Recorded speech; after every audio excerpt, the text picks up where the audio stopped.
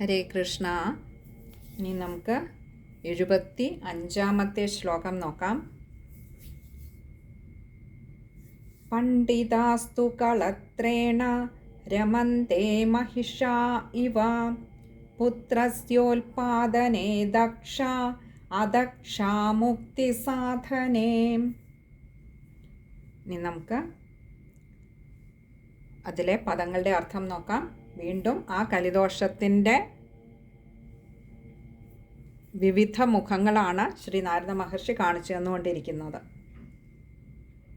പലതരത്തിലുള്ള മോക്ഷ സാധനകളുടെ ക്ഷയം എപ്രകാരമായിരുന്നു എന്നായിരുന്നുവെങ്കിൽ ഇനിയും മനുഷ്യരിലേക്ക് വരുമ്പോൾ അതെങ്ങനെയാണ്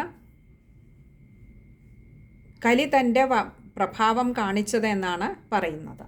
അതിലാദ്യം തന്നെ പറയുന്നത് പണ്ഡിതാസ്തു, പണ്ഡിതാഹ തു, ഇങ്ങനെ രണ്ട് വാക്കുകൾ ചേരുന്നതാണ് പണ്ഡിതാസ്തു. എന്നാൽ തു എന്നാൽ ആകട്ടെ, പണ്ഡിതഹ പണ്ഡിതന്മാരാകട്ടെ കളത്രേണ, കളത്രം എന്നാൽ ഭാര്യ, കളത്രേണ എന്നാൽ ഭാര്യമാരോടൊപ്പം രമന്തെ രമിച്ചുകൊണ്ടിരിക്കുന്നു. എങ്ങനെ? മഹിഷ ഇവ, മഹിഷം എന്നാൽ പോത്ത് എന്നാണ്. മഹിഷ ഇവ പോത്തുകളെ പോലെ രമിച്ചുകൊണ്ടിരിക്കുന്നു.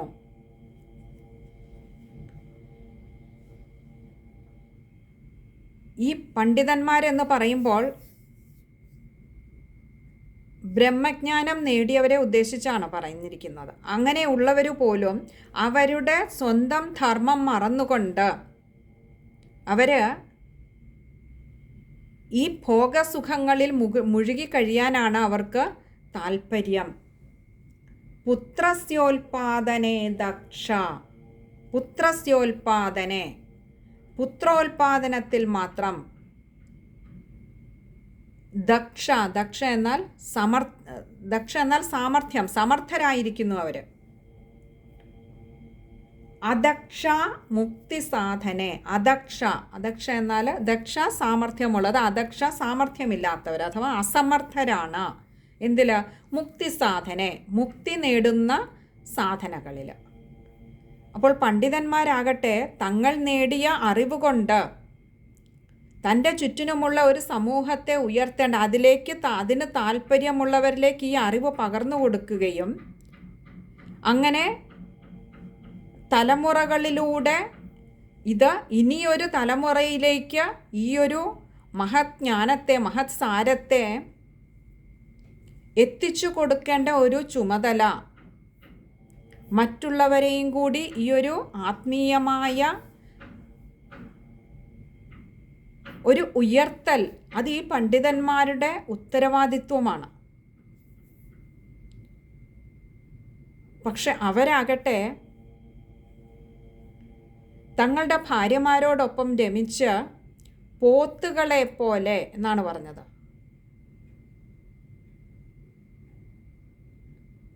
അവർ പുത്രോൽപാദനത്തിൽ മാത്രം താല്പര്യമുള്ളവരായി കാണപ്പെടുന്നു. ഇവിടെ പോത്തുകൾ എന്ന് പറയാൻ കാരണം മൃഗങ്ങൾ എന്നുദ്ദേശിച്ചാണ് പോത്ത് എന്ന് പറഞ്ഞത്. പൊതുവേ മൃഗങ്ങൾക്ക് 3 കാര്യങ്ങളിലാണ് താല്പര്യം: ഭക്ഷണം, നിദ്ര, മൈഥുനം. ഇതുപോലെയായി ഈ മൃഗങ്ങളെപ്പോലെ അവരുടെ നിലവാരത്തിലേക്ക് പണ്ഡിതന്മാർ പോലും അധപ്പതിച്ചിരിക്കുന്നു ഇന്നീ കലികാലത്തിൽ. മനുഷ്യർക്ക്, പണ്ഡിതന്മാരായ മനുഷ്യർക്ക്, അതുകൊണ്ടാണ് അത് എടുത്തു പറഞ്ഞ പണ്ഡിതന്മാരുടെ കാര്യം. ആ ഒരു ആത്മജ്ഞാനം ഗ്രഹിച്ച, അല്ലെങ്കിൽ വേദങ്ങൾ പഠിച്ച, അല്ലെങ്കിൽ ഇതേപോലെയുള്ള മഹത് ഗ്രന്ഥങ്ങളെ പഠിക്കുവാൻ അവസരം ലഭിച്ച, അല്ലെങ്കിൽ പഠിച്ച പണ്ഡിതന്മാർക്ക് ഇനിയും ഇങ്ങനെയുള്ള ലൗകിക വിഷയങ്ങളിലേക്ക് മനസ്സിനെ വ്യാപരിപ്പിക്കുന്നതിൽ നിന്നും തീർത്തും മുക്തരാകേണ്ടവരാണ്. ആ ഗ്രന്ഥങ്ങളെ വേണ്ട വിധത്തിൽ അഭ്യസിച്ചിട്ടുണ്ടെങ്കിൽ ഇതുപോലെയുള്ള ലൗകിക വിഷയങ്ങൾ തീരെയും മനസ്സിനെ ബാധിക്കരുതാത്തതാണ്. അതുകൊണ്ട് തന്നെയാണ് തൊട്ടു മുൻപുള്ള ശ്ലോകത്തിൽ വ്യാസഭഗവാൻ ഒന്ന് സൂചിപ്പിച്ചത്, ശാസ്ത്രങ്ങളെ അനഭ്യസിച്ചിരിക്കുകയാണ്, വേണ്ട വിധത്തിൽ അഭ്യസിച്ചിട്ടില്ല. അതുകൊണ്ട് തന്നെ എന്താണ് ഈ ജീവിതത്തിൻ്റെ ഈ ശരീരം സ്വീകരിച്ചപ്പോൾ ജീവന് ഈ ഒരു ജീവിതയാത്രയിലൂടെ എങ്ങോട്ടേക്കാകണം ഇതിൻ്റെ പ്രയാണമെന്ന് നന്നായി അറിയുന്നവരാണ് പണ്ഡിതന്മാർ. ആ ഭഗവത് പാദങ്ങളിലേക്കുള്ള ജീവൻ്റെ ഈ ഒരു യാത്ര, അതിനെ ആ പഥത്തിലേക്ക് എത്തിക്കാൻ വേണ്ട അറിവുകൾ നേടിയിട്ടുള്ള പണ്ഡിതന്മാർ പോലും ആ ഒരു മോക്ഷ സാധനകളിൽ അസമർത്ഥരായി ഭവിക്കുകയും ലൗകിക വിഷയങ്ങളിൽ സാമർഥ്യമുള്ളവരായി ഭവിക്കുകയും ചെയ്യുന്നു ഈ കലികാലത്തിൽ. അപ്പോൾ പണ്ഡിതന്മാർ പോലും ഇങ്ങനെ വഴിതെറ്റി സഞ്ചരിക്കുമ്പോൾ ശരിയായ മാർഗം ഏതാണെന്ന് വേണ്ട വിധത്തിൽ ഗ്രന്ഥങ്ങളെ അഭ്യസിക്കാത്തത് കൊണ്ട്, അല്ലെങ്കിൽ അതിനെ വേണ്ട വിധത്തിൽ ഉൾക്കൊള്ളാതിരുന്നതുകൊണ്ട് വഴിതെറ്റി സഞ്ചരിക്കുമ്പോൾ സാധാരണക്കാരായ ജനങ്ങൾക്ക് ആ മോക്ഷ സാധനകളിലേക്ക് എത്തിച്ചേരാൻ കഴിയാതെ പോകുന്നതിൽ അത്ഭുതപ്പെടാനില്ല. ജനങ്ങൾക്ക് വേണ്ട രീതിയിൽ ജ്ഞാനവൈരാഗ്യങ്ങൾ നേടാൻ കഴിയാതെ പോകുന്നത്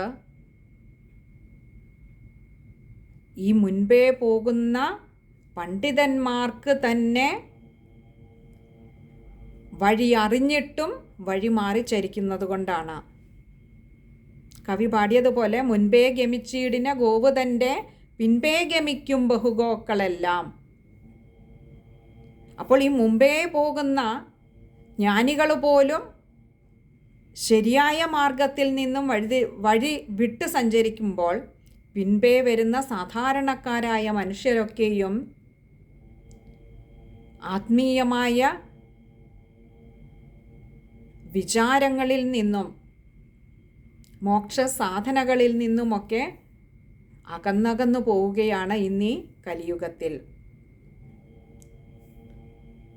ഇനി നമുക്ക് ആ ശ്ലോകം ഒന്നുകൂടി ഒന്ന് നോക്കാം. പണ്ഡിതാസ്തു കളത്രേണ രമന്തേ മഹിഷാ ഇവ പുത്രസ്യോൽപാദനേ ദക്ഷ അദക്ഷാ മുക്തി സാധനേ. ഇനിയും ആ ശ്ലോകം വായിക്കുമ്പോൾ പൊതുവെ എളുപ്പമുള്ള ഒരു ശ്ലോകമാണ് വായിക്കാനിത്. എങ്കിലും ഒന്ന് നോക്കാം.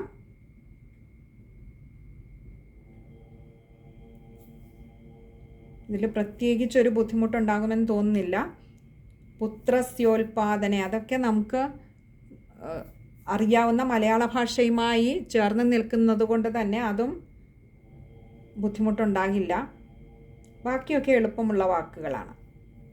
ഹരേ കൃഷ്ണ.